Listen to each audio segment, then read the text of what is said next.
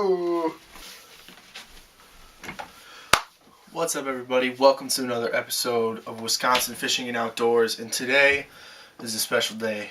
This is actually the first rod I've ever ordered off online from Tackle Warehouse, and it is a number 8 tackle Hellbent, extra heavy 711. This is my first super heavy flipping, frogging, punching. I guess you could catch sharks on this. I don't even know. This thing is ridiculous, but I'm super excited about this rod. Super excited to use it where I'm going next. And where I'm going is a big old place called Florida. We're going to be doing some bass fishing. We're going to be doing some saltwater fishing. I'm just crazy excited for. And but today, that's not the purpose of today's video. The purpose of today's video is to do a little how-to on traveling with fishing gear. This video is going to show you how I pack for traveling with fishing gear, with a ton of rods, with a ton of reels, and with a ton of bait and equipment, basically. I went to Fleet Farm and got some essentials. Basically, I just got some more crankbaits because I was running a little bit low.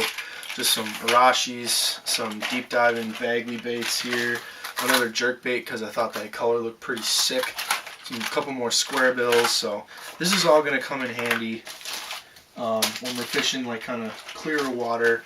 Maybe I'm going to even try some of these baits in saltwater just to see how they do. I know they're going to corrode and all that good stuff, but I just want to see if I can catch a saltwater fish onto freshwater lures. I got to pack that up in a little bit here when we get that far. Some 7.5 foot rod socks, because I figured that's a good happy medium because they don't necessarily have to cover the whole rod, but I do want them to cover pretty much all the way down to here on all the rods that I have. I got this one of those things.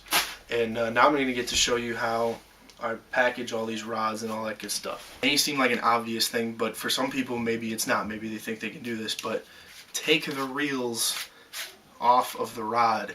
It makes it way easier to package, and it makes it way less likely that these reels are going to bang into each other, chip, even break, especially spinning reels, because as we know, some of these bails are pretty, I don't know, not weak, but less durable than the rest of the reel or bait casting reels.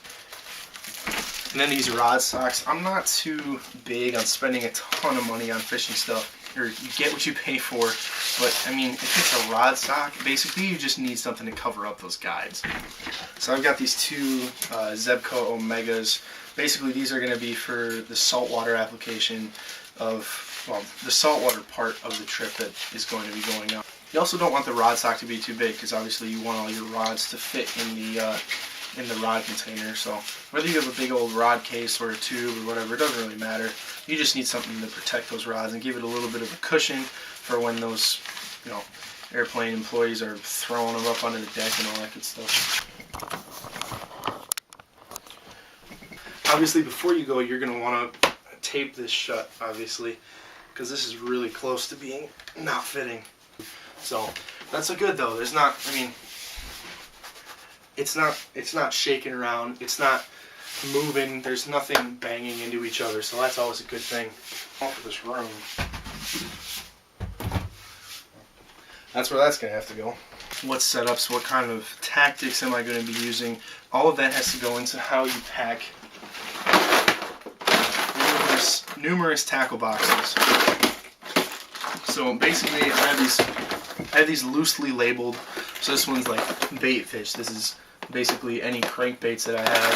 So this is going to get filled up right now with all those crankbaits. As you can see, I'm not doing so well on the health of the crankbaits. And this has terminal tackle. This has shaky heads, sinkers, wacky rigs, hooks, offset hooks, drop shot weights, all my tools and stuff, scissors, pliers, screwdrivers, all that. And then I got some floats in here as well, and some just split shot normal sinkers, that you would normally use. I realized I just covered up my face with that whole thing. You probably didn't hear a single thing I said, but yeah, terminal tackle and tools go in the same box. Oh, jerk baits and big swim baits. So I really only have one big swim bait, but I've got some more coming in the mail. They should be here by this Friday, which is one day before I leave. So And you don't want to overpack for these trips either. So, and then as for soft plastics and stuff, plastic Ziploc bags are the best way to go with this when traveling. Keeps it compact, keeps the air out of it, and everything kind of goes in the same bag here. Most of these will be getting replaced with, again, the package that's coming this Friday, where I'm getting a lot of swim baits, a lot of craws, a lot of new cool things from a company that I've just partnered with, which I'll announce in that video on Friday. So for right now, these are all the like plastics that I have packed up.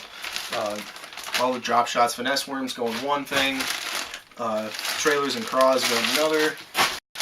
All of my Senkos go in one bag, like stick baits, all that good stuff.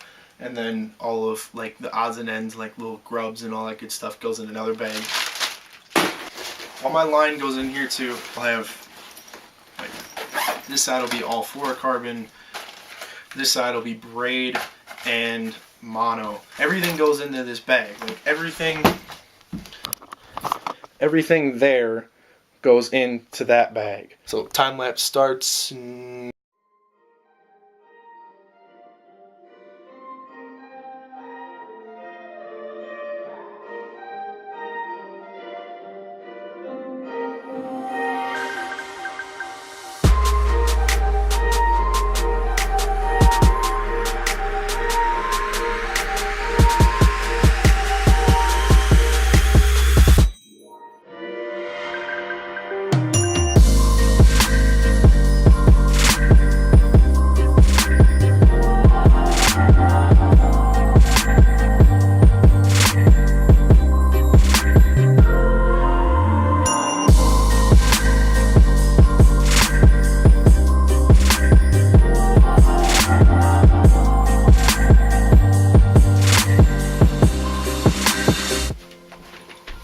There you have it, guys. That's a whole bunch of fishing equipment and 6 rods, and this is one bag that you're gonna have to put on a plane, and you're only gonna pay for one bag. So that's pretty efficient in my opinion. And yeah, now I'm gonna show you how I do up the reels. The reels I'm gonna put in my personal bag just because they're probably the most expensive part of this whole deal, and I don't want them getting, I don't know, thrown around or whatever. So basically, guys, these are the 5 reels that I'm gonna bring with me. And then I've got, if you're wondering what these are like my little like makeshift reel covers, I guess.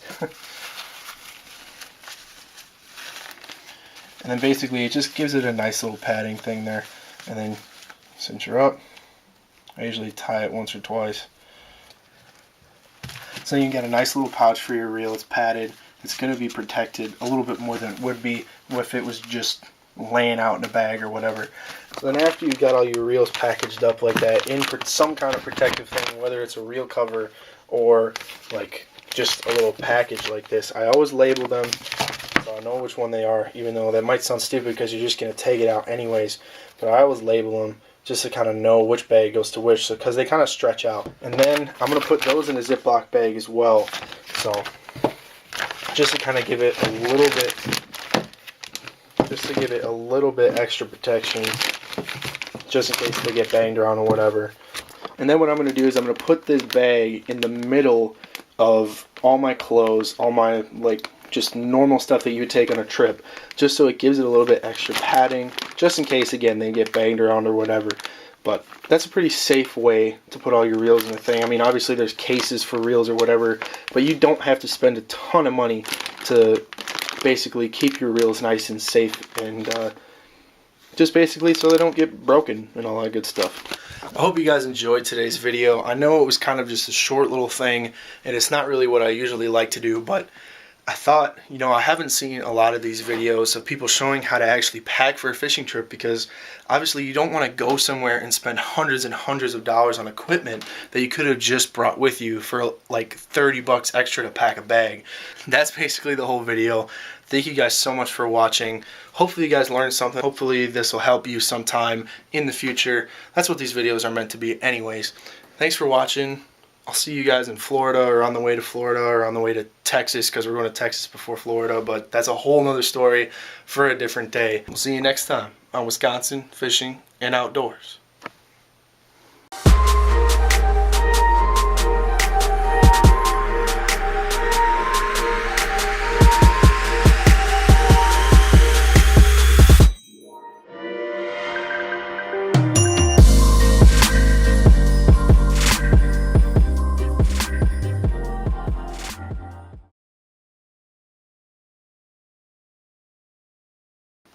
What's up? Look at my hair. Why do I have to look at your hair?